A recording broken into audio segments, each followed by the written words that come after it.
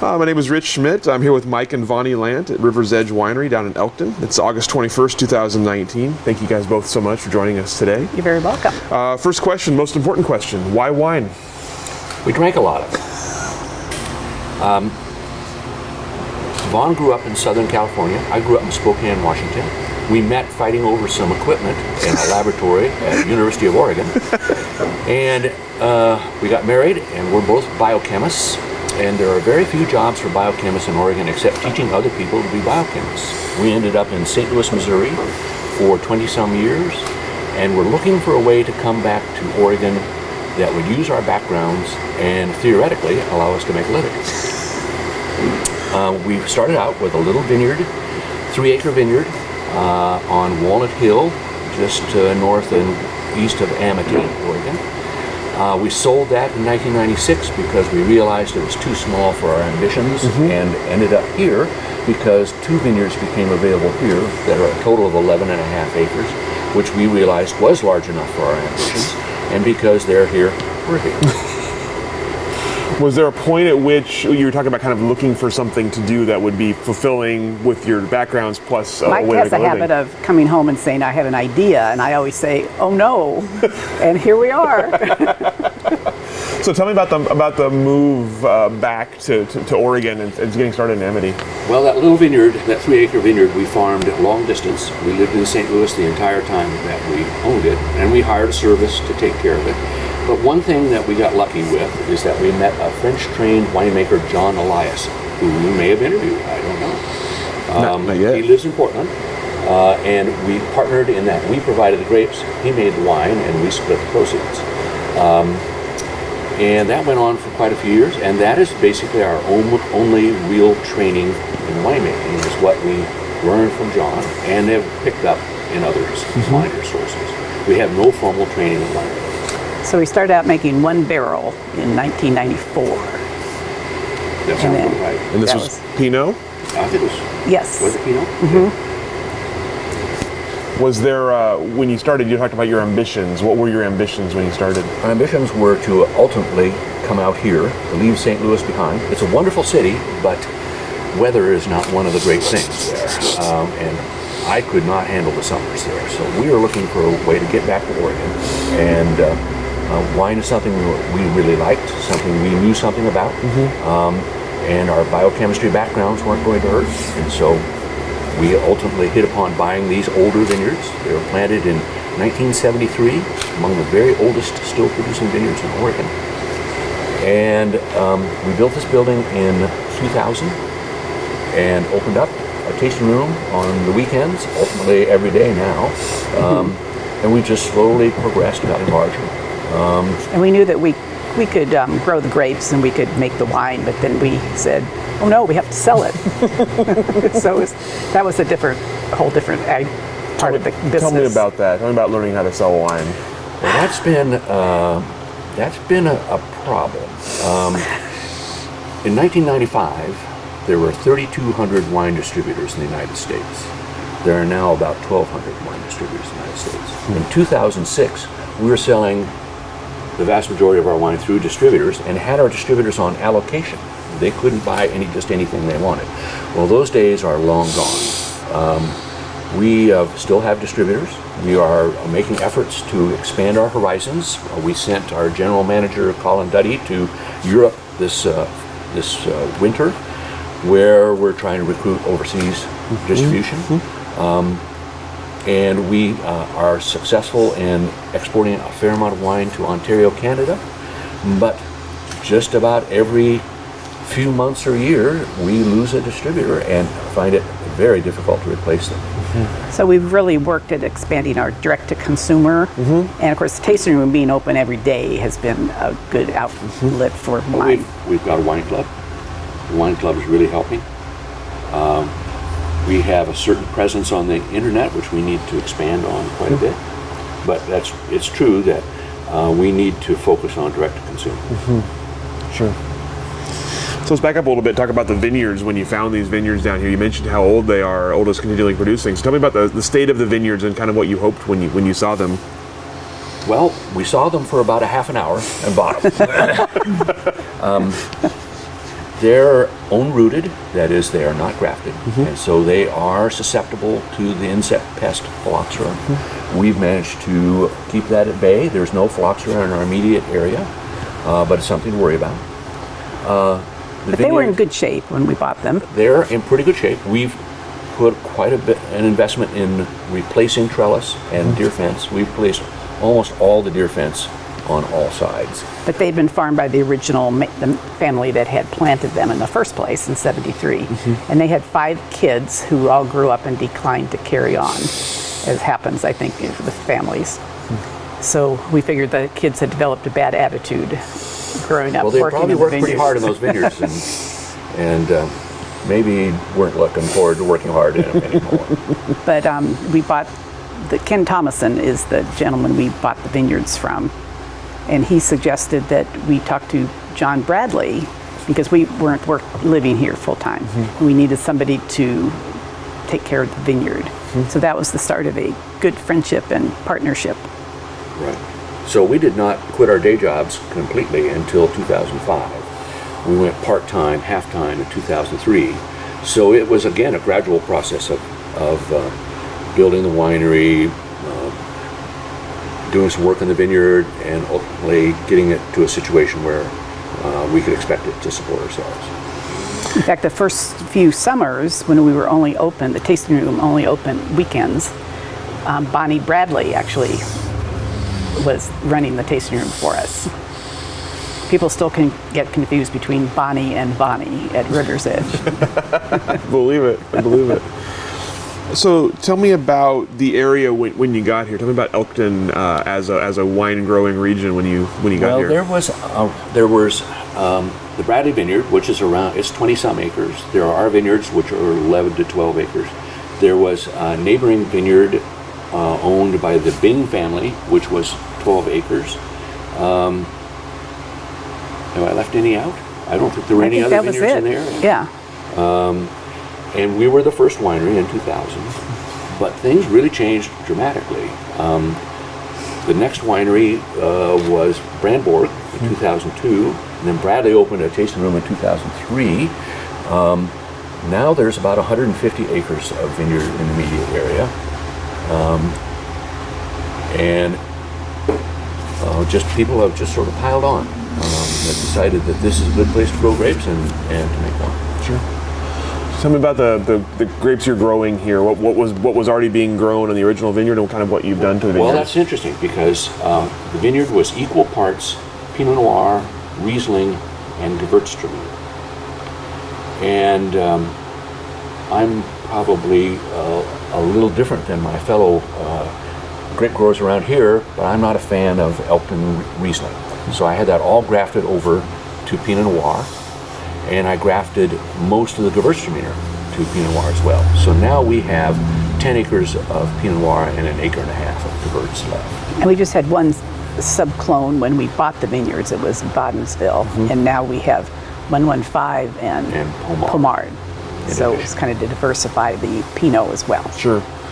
Tell me about the kind of the learning process, coming from a background in biochemistry, but not a background in growing or making wine. Well, then again, we were fortunate in that we met and really built up a friendship with John Bradley. And John Bradley took care of the vineyard between 1997 and 2003.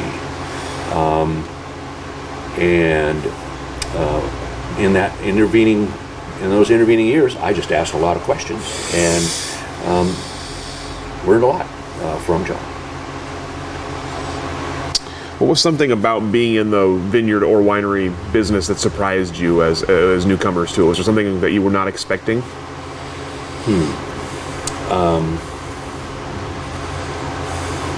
Not that I can think of. Well, I can think of one thing: all the handwork in a vineyard. When I bought a vineyard, it looks pretty. It was all that nice foliage out there, and the grapes are beautiful, and it didn't surprise me that I had to spray it. But and the pruning I knew about, but there's all that thinning, suckering, leaf pulling, all sorts of handwork in a vineyard. That I was not expecting. And when we did the grafting early on, that required a lot of handwork. Yeah.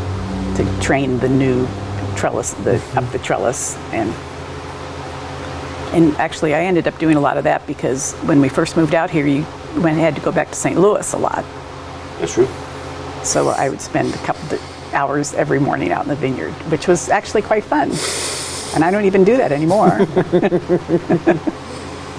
You talk about sort of balancing your time between living in St. Louis, full-time job, also having out here. Tell me about, besides just sort of time management, were there other challenges towards having a vineyard so far away? Well, we had a cat. And the cat made 11 plane rides between St. Louis and Elkton. But he was great, you know. We gave him City kitty cat. Valium. And I had to carry him through security, clutched to my chest. That was the only scary part. We always knew he would escape and we'd shut down the concourse. But it never happened. And he'd get out of his carrier, wherever that was, and he'd go right straight to his food bowl, and he was at home. He was really good. He was a city cat and a country cat. You talked about being the first winery in the area when you opened up in 2000. Tell me about your first experiences making wine, or with finding a winemaker and that process. We made our first batch here in the fall of 2000, and we actually utilized equipment at Cooper Mountain Winery, basically custom crushed it, then brought the barrels back here and finished the process here. Again, we had John Eliason as our winemaker consultant, and he was our winemaker consultant, I think, until 2003. And then Mike took over as winemaker. Yeah, and then I took over. What about the winemaking process appealed to you? One of the things that really appeals to me is that we make a product, a physical food, a nutrient-carrying product. We're not in the insurance business or the stock and bond business or something that's non-tangible. Something tangible, yeah, drinkable. It's a tangible product that we can enjoy, and so can our customers. What were the sort of skills you needed to learn to make wine when you took over as winemaker? What was it that you kind of had to know how to do? Well, a lot of it was similar to working in a lab. You had to be organized, you had to keep notes, you have to be clean. I always say that making wine is basically moving liquid from place to place and cleaning up afterwards. So that wasn't too different from a lot of our previous work. And we were interested in fermentation in general before, so. So what would you say your winemaking philosophy is? What do you want people to get out of wine you've made or you've We want made? the wine to reflect place and year, place and vintage. So we do not want to formulate the wines. We want them to be if it's a really hot year, we want them to be more full-bodied and to have a higher alcohol and to reflect that vintage. And we want to take advantage of our unique climactic situations here. Elkton this building is only 31 miles from the ocean, and the vineyards are about 33 miles from the ocean. And that proximity to the ocean really influences our climate on summer afternoons. If you look out the picture window in the tasting room, you'll see that the vines that we've grown on the southern side of the building are all leaning to the left. And that's because when they were little teeny vines, I would tie them up to the trellis, and then the afternoon breeze coming up the gorge would blow them over. And then I'd push them up, and then it'd blow them over, and then I'd push them up. Sometimes I didn't push up enough or often enough, and they all end up leaning to the left, reflecting that ocean influence and breeze that transmits that. So we are a little warmer during the day than much of the Willamette Valley. We're relatively low in elevation here. We're about 140 feet. The vineyards are on the 200 to 300 range. And we're further south than the area around southwest of Portland, for instance. But we're a little cooler at night, and we're only talking about a few degrees because of that ocean breeze that we get starting in like 2:30 or 3 a.m. So we end up with wines that are a little higher in alcohol on average, a little more full-bodied, but retains sufficient tartness, acidity, to give it balance because of those cool nights that we have. Nice. What does it mean to you to practice sustainability in your vineyards and your winery? Well, we're really big on that. You can't see them from here, but we've got 36 photovoltaic panels on the roof.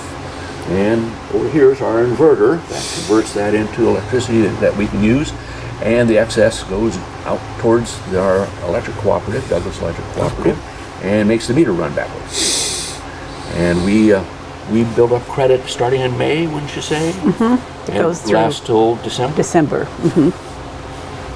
And so half of the year, we're net producers of electricity. We are certified sustainable by LIVE, which is Low Input Viticulture and Enology, both the winery and the vineyards. The vineyards have been certified since 2004. We just got the winery certified last year. It requires us to do something every year to improve the sustainability of the operation. So last year we replaced the two garage doors. They had been R4.5 or 5 doors. They're now R17.5 doors. I don't know what we're going to do this year, but we're going to do something, and we'll improve the efficiency of the place. You talked about John Bradley earlier as an early helper and Vonnie as early helpers. Now you have Tyler working for you as winemaker. Tell me about how that came to be. Well, it came about by an unfortunate cause. John Bradley passed away. January of 2014. Very suddenly. And Vonnie Bradley was doubting whether she could continue to run the vineyard and the tasting room on her own. So both of their children, they actually had 3 children, but 2 of the 3 children quit their high-powered jobs. Tyler was working for Angie's List in Indianapolis. The daughter Rachel was teaching in Phoenix, Oregon.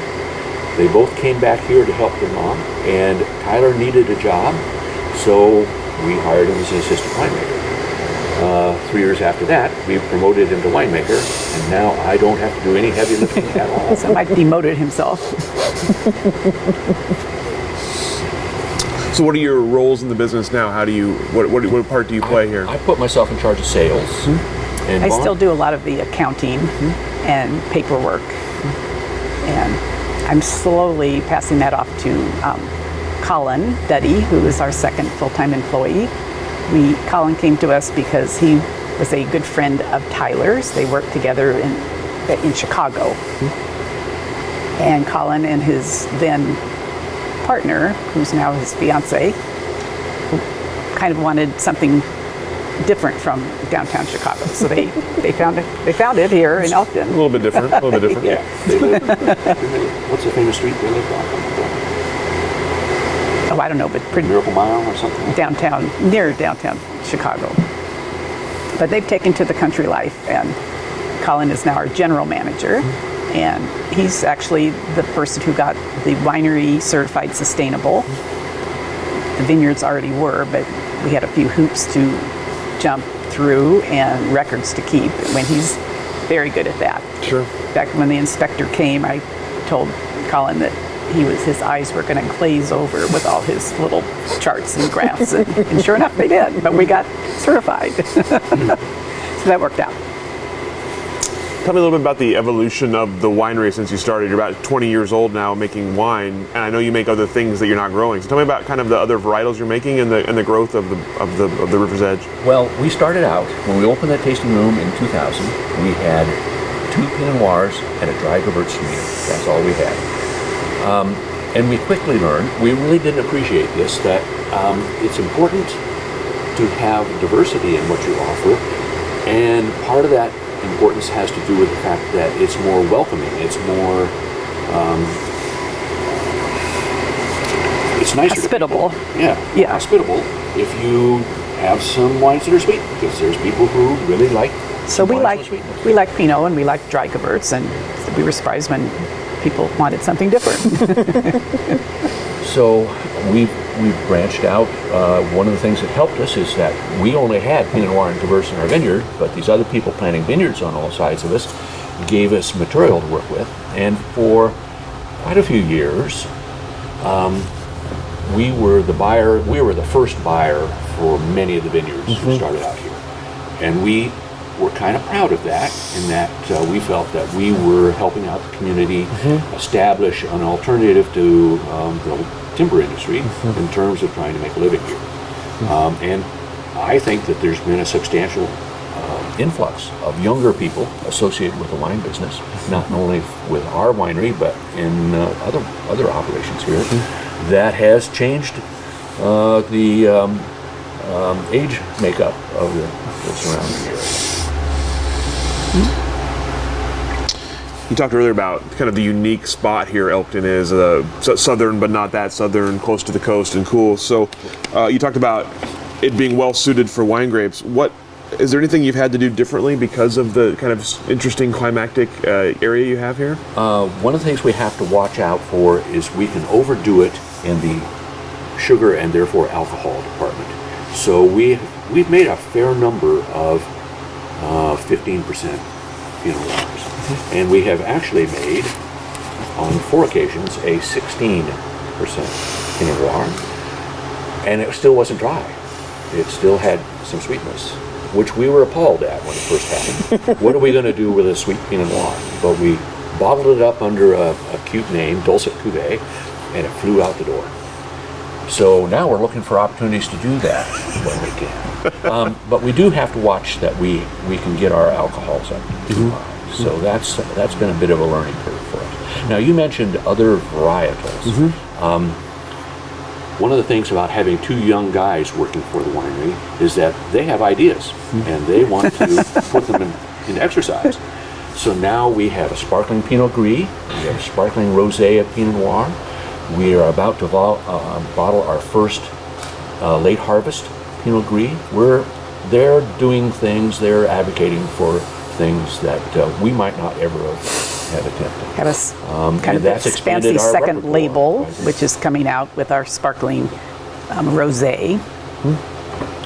And if it was up to us, we'd have the same label for all eternity, but apparently we're glad that we're getting a little difference and new input. Variety, right? Variety. And you also make a Baco Noir, is that correct? We do. That's a bit of a story. A couple living in Hollywood, California, decided they wanted to give up the California rat race and bought 9 acres directly across from our vineyards, across the street. And one day the gentleman walks through the door of the tasting room and says, "I want to plant an acre of grapes." And I thought about that for not very long and said, "You should plant Baco Noir." The advantage of Baco Noir is because it's a hybrid, a French-American hybrid, you do not have to spray it for mildew. And that would mean he could avoid the expense of buying a high-powered sprayer. And they currently go for about $13,000 a year, or $13,000 a piece. So he planted an acre of Baco Noir, and then 3 years later he walked through the tasting room door and says, "I've got Baco Noir grapes." And of course it was my idea, so guess who gets to buy them? So that was our first I have to Baco. say, that's been a wonderful development for us because it is one of our very most popular offerings. We almost only offer it from the tasting room. We have a distributor on the coast that insists on getting it, but otherwise it is all sold here. But then he walked through the door a couple of years after that and said, "I want to plant 2 more acres of grapes." I said, "Great, plant some more Baco Noir." He said, "Nah, I'm bored with Baco Noir." So he ended up planting Sauvignon Blanc and Aligoté, and actually the tank I was gassing when you came in, that's this year's Aligoté. That's a pretty unusual variety that most people haven't heard of, but it is a good seller for us, and it's particularly a good restaurant wine. Awesome. So tell me a little bit about Elkton. Elkton became its own sub-AVA not too long ago. Tell me about that process and what it meant for you guys. That was sort of a joint project. Terry Brandborg was a proponent of that, but I ended up writing the first draft. We sent it off to Greg Jones. Do you know who Greg Jones is? Greg Jones works at Linfield now. We know him very well. Oh, yes. And he really helped us out. When I sent it to him, it was 5 pages. When it came back, it was like 11 pages or something like that. And he'd been I through the always process grasped. before, so he understood what, Right. and we didn't understand what was really required. And we submitted it to the offices of the TTB in Napa Valley, California, and landed on the desk of a lady who retired 6 months later. And I don't know whether that derailed it or it just got it on the bottom of somebody else's pile. desk. Yeah. But it took 3 years for it to get approved. And there was a little bit of back and forth, but they didn't ask too many questions. And we were granted the AVA in February of 2013. And I figured, nobody's really going to care. So what's important about that AVA? There were articles written in Chinese. There were articles written in Great Britain. Most of the local papers as far as San Francisco and Portland had articles about it. It was really kind of a big deal. And people who came in the tasting room knew about it and commented on it. So, and that was the best part, I think, that actual customers knew and people who came to Elkton knew about that already. Why was it important for you to have Elkton be its own AVA? We need, as much as we can, to set ourselves apart from the remainder of the Umpqua Valley. It's not because we don't like those folks, we like them just fine. It's because we're different than they are. If you go down by Roseburg, you can grow Syrah, you can grow Cabernet, and people do. And they also grow Pinot Noir, and maybe they shouldn't, or maybe they shouldn't be growing Pinot Noir because it's pretty hot for Pinot Noir. But we cannot grow Syrah. We can't grow, well, I take it back. You can grow the vines, but you'll never get those grapes ripe in most vintages. Take some of the fun out of we it. can grow Cabernet, but it'll be the same situation. The climate here is really perfect for Pinot Noir and related cool weather varieties. And if you just have Umpqua Valley on your label, a lot of people are going to be familiar with the fact that they can grow those varieties in the Roseburg area and are maybe going to look askance at just having no Syrah to offer, no Cabernet. So, Vonnie, you mentioned the people noticing it, coming in the tasting room, knowing about it. So, Yes. have you seen an uptick in business? Have you seen an uptick in kind of people knowing Elkton and recognizing? Absolutely. When we first came, and we would start doing festivals to augment the tasting room, and we did festivals at Newport, up near Portland, McMinnville, and probably 90% of the people would come to our table and say, "Where is Elkton?" And I'd have to say now, well, we don't do festivals anymore. Colin does them for us, but I think hardly anyone asks, "Where is Elkton?" So we feel like Elkton is indeed on the map, and people know us. On that note, where do you see the future for Elkton specifically, and maybe the Umpqua Valley and in general as you kind of look ahead? Well, I'm a little surprised that the boom in the formation of Oregon wineries is continuing. And I expect that eventually, particularly small wineries that want to graduate to a national presence are going to have increasing difficulties because of the lack of distributors. And the distributors that have been lost are, for the most part, not the really huge ones, which already have quite a few Oregon wineries. They're, for the most part, the boutique operations that catered to wineries like us that are in the 2, 3, 4, 5,000 case. And in most cases, they had been bought up by the bigger distributors. And some have just don't- gone out of business. Who don't really, or it's hard for them to pay attention to little wineries. So Sure. you get lost in their book. Sure. So you see then I wonder if that trend will not change, whether the formation of all those wineries will not slow down. I don't think it'll stop. And I understand that Oregon wines are still selling very well on a national basis. But it's a hard business to grow to the say the 5,000 case level, I think. Unless you have a special situation where you're maybe in downtown Portland and you can sell all your wine directly from the tasting room door. But yeah, I think it's going to get harder. What about locally? Do you see Elkton? You talked about Elkton growing up around you a little bit. Do you see it growing up some more? I do, and I would advise people who are planting vineyards here to find a market for their grapes before they plant that vineyard. I'd have to say, when we bought vineyards, we had not planned where we were going to be selling them. Well, we plan to use them all to make wine, our wine. And we were certainly going to have a tasting room, but we didn't plan to sell all of them that way. We intended to find distributors, and we did. So what about the future for River's Edge? What do you see here when you look 5-10 years in the future? It will be scarce. You won't see Vonnie and I around here too much. Colin and Tyler, I expect to take over much of it. We'll probably be some way involved. Maybe I'll still have a role in sales. Maybe Vaughn will be doing payroll or something like that. But they'll like to have me come by. We have established a presence in Seattle. We have a second home there. And in fact, we just got back yesterday from a week trip there. And we like the contrast between Elkton and Seattle. I can see that, yeah. It's a little different up there. And so we need and want to turn it over to these guys. Cool. And they like it when we're gone.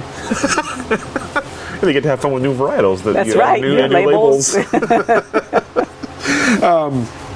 What kind of words of wisdom would you have to someone who was interested in entering the Oregon wine industry today? You mentioned finding a buyer for your grapes. Beyond that, any other words of wisdom? Don't take yourself too seriously. One disadvantage that we have here, and it's an important disadvantage, is that we're not next to a large population center. And although we are next to a very busy highway, a highway that's might have 10,000 cars a weekend on it in the summer, it's still a serious advantage to be close to a large population center. And so if I were to do it over again, we might not necessarily be right here in terms of the winery. But this is where the vineyards were, so that's why we're here. We didn't even know where Elkton was. We had lived in Eugene back in the 70s, and you said you came through Elkton once on your way middle of the night to go fishing. But other than that, we never came down here. So once we actually lived here, of course, it's a different perspective. And did that take a while to adjust to? Did you take a while to adjust to being in Elkton? well, I think the way we did it was for us was good. We didn't just plop down, and just didn't quit our day jobs and run here. So it took us almost 10 years to make the transition. So that worked out really quite well, I think. And we were small, and we got to know people. But it is 35 miles to the nearest full-service grocery store here. And if you need a screw or a bolt, there's no local source. You're going to have to go to at least Grossberg, or you're going to have to go 35 miles to get it. And so that was kind of a big. In St. Louis, we had rehabbed an older house, and Mike did a lot of the work himself, and he would often go to the hardware store 3-4 times in an afternoon. So that was really But it was different. only a mile away, so no big deal. Sure. Oh, yes. Thank you. So last question for you today. One we really like to ask. What's the secret to a successful marriage in the Oregon wine industry? Drink a lot of it. Drink a lot. Yes. We're I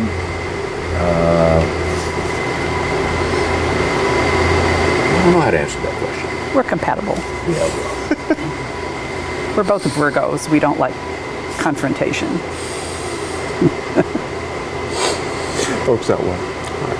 Well, thank you both so much for your time today. Is there anything I should have asked that I didn't ask? Anything we didn't talk about that we should have covered? Not that I can think of. Nope. Thank you both so much. We really appreciate this. And Well, thank you. My pleasure. we'll let you off with that.